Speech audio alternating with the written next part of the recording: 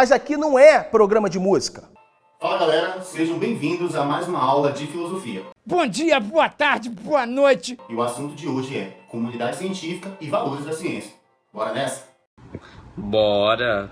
Galera, uma comunidade científica pode ser entendida como um conjunto de indivíduos que se reconhecem e são reconhecidos como possuidores de conhecimentos específicos na área de investigação científica. Sei. Os membros dessa comunidade avaliam-se reciprocamente a respeito dos resultados de suas pesquisas, utilizando diversos canais de comunicação, como congressos, revistas especializadas, conferências e sociedades científicas a quais eles são associados. Ou seja, a ciência não é um dogma onde o que prevalece é o argumento da autoridade.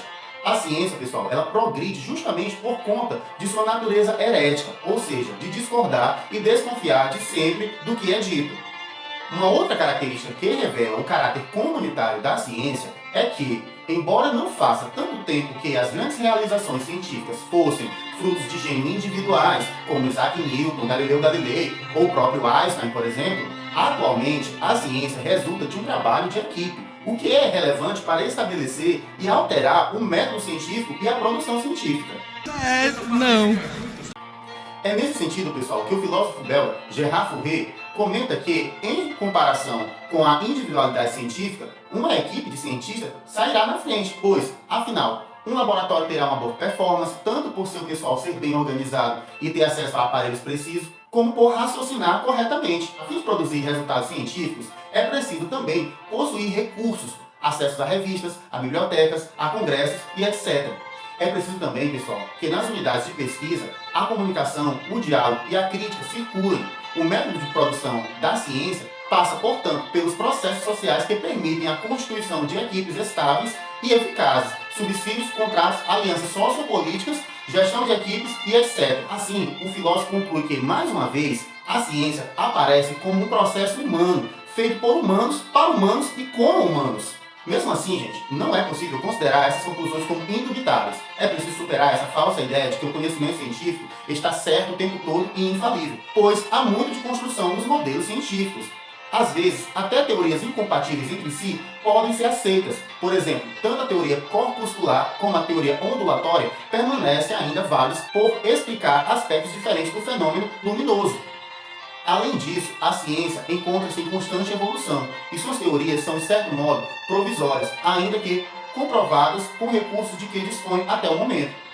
Participar de uma comunidade científica, no entanto, não significa que a aceitação de qualquer teoria, pela maioria, exija a adesão sem crítica dos demais, como já falamos. Assim, justifica o filósofo e cientista anglo-polonês Jacob Bronowski, quando ele diz que independência e originalidade, discordância, liberdade e tolerância são os primeiros requisitos da ciência, e estes são os valores que, de si própria, exige e forma. A sociedade de cientistas deve ser uma democracia, diz ele. Só assim, esta pode se manter viva e crescer por uma tensão constante entre a dissidência e o respeito, entre a independência das opiniões dos outros e a tolerância para com eles também.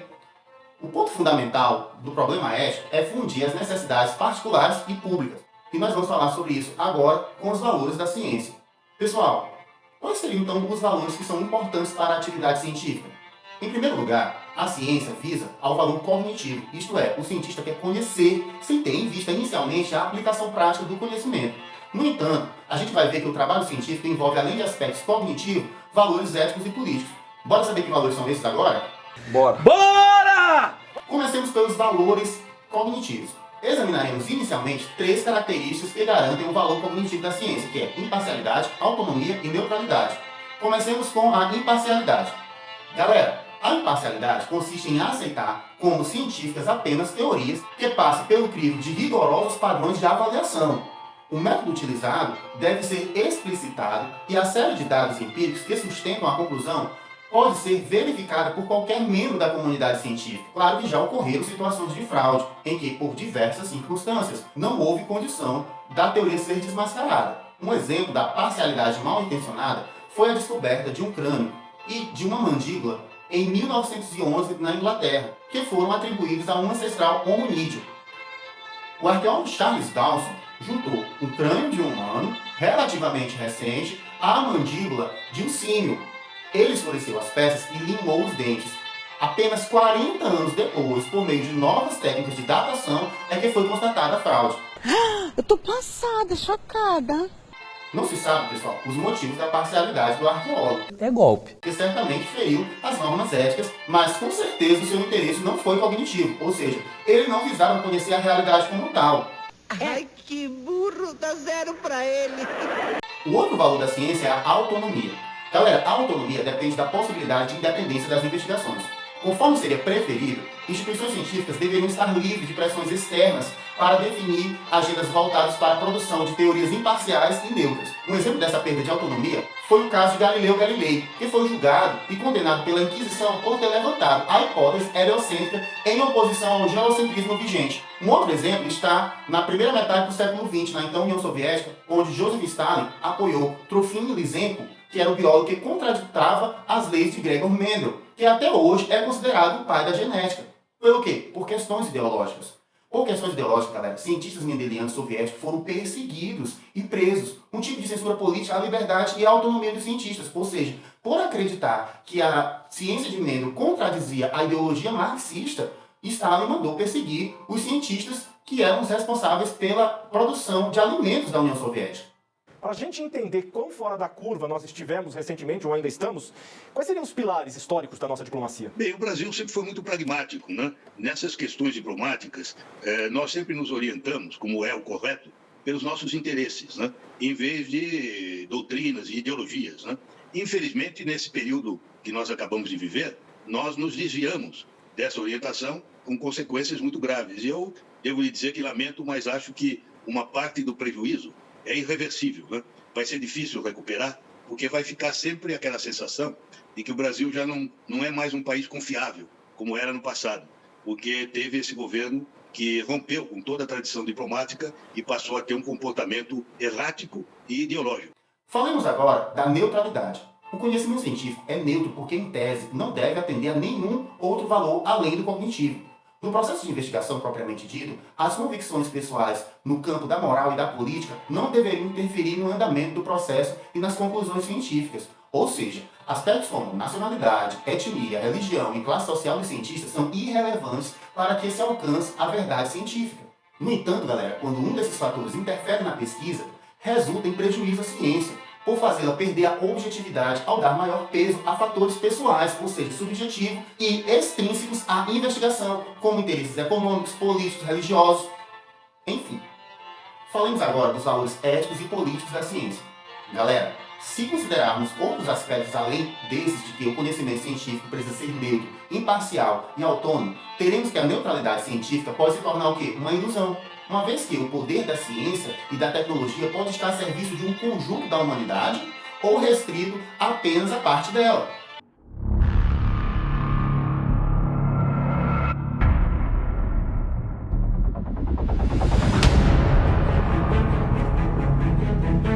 Welcome.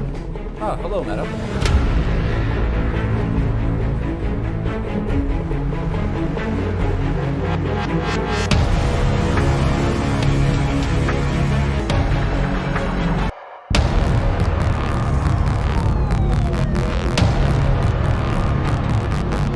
Como bem demonstra o exemplo do filme Elysium, onde nós temos uma elite que constrói um paraíso sobre a Terra e deixa a maior parte da população que trabalha para sustentar eles vivendo na miséria e sem acesso à saúde e outros bens básicos. Portanto, pessoal, toda atividade técnica e científica deve indagar quais são os fins que orientam os meios utilizados, o que exige reflexões de caráter moral e político.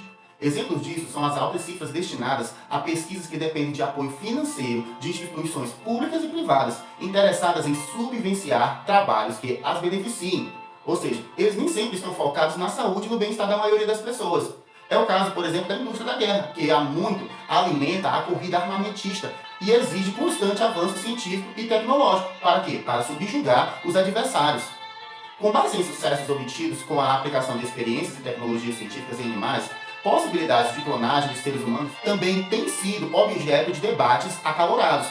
Por sua vez, o temor de que cientistas se encaminhem para a clonagem humana tem desviado importantes discussões a respeito de pesquisas com células-troncos, que não dependem do embrião propriamente dito, mas da medula óssea ou do cordão umbilical. Esse debate movido por questões religiosas e ideológicas, faz com que a cura para doenças incuráveis até o momento possa estar sendo retardada. As vantagens das novas pesquisas estariam na prevenção e na cura de diversas doenças.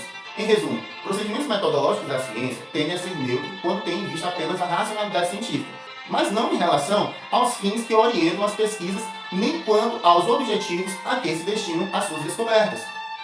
Essas últimas, pessoal, colocam em questão debates éticos e políticos que devem ser realizados pelos cientistas, quer eles queiram ou não.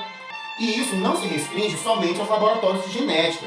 Engenheiros e arquitetos, por exemplo, precisam estar atentos a questões éticas e políticas, além do conhecimento técnico, para que seus projetos não tenham um impacto ambiental negativo para a biodiversidade das áreas em que serão construídas suas obras.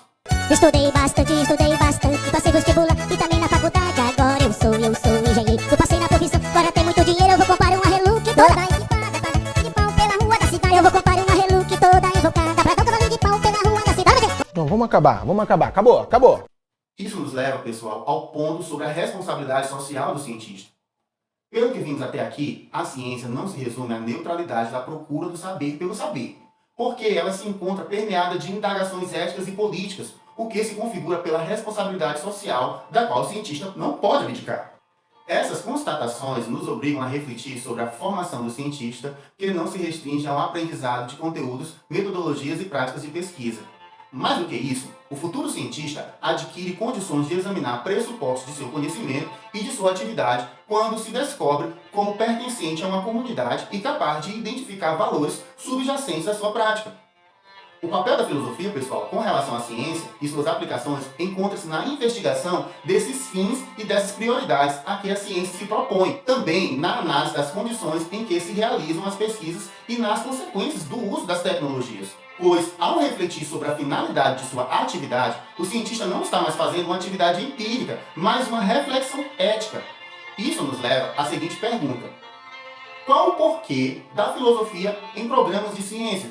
Ou seja, por que cientistas têm que estudar filosofia? Pessoal, para responder isso, a gente vai recorrer a uma outra passagem do filósofo Gerhard Fouet, que em seu livro A Construção das Ciências faz a seguinte indagação: por que dar um lugar à filosofia na formação dos cientistas? Ele diz: poderíamos perguntar também por que um curso de informática para um químico? Ou por que um curso de ciências naturais para um matemático? A essas questões não existe uma resposta científica. A resposta é diante de uma política universitária. Ou seja, você não faz experiências para chegar à resposta disso, mas impõe-se matérias em um programa porque, se, ou seja, aqueles que têm o poder de impor programas, consideram que essas matérias são necessárias, seja para o bem do estudante, seja para o bem da sociedade. Portanto, galera, trata-se sempre do bem, do modo como os organizadores da formação o representam, de acordo com seus projetos e interesses próprios, ou seja, interesses éticos e políticos. Portanto, trata-se de uma escolha política e ética no sentido de que aqueles que a fizeram julgaram que seria irresponsável formar cientistas sem lhe dar uma formação nesse domínio humano.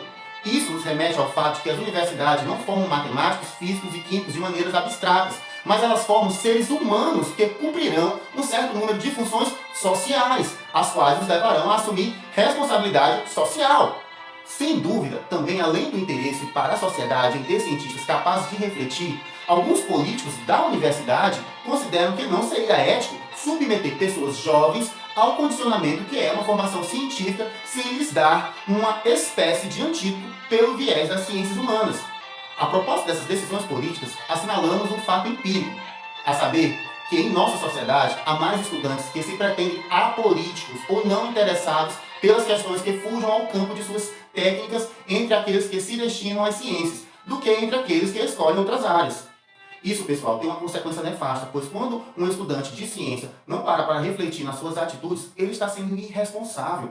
Ele julga que sua área está acima do bem e do mal. Os que escolhem a ciência prefeririam ser menos implicados nas questões relativas à sociedade. Portanto, a gente deve perguntar por quê.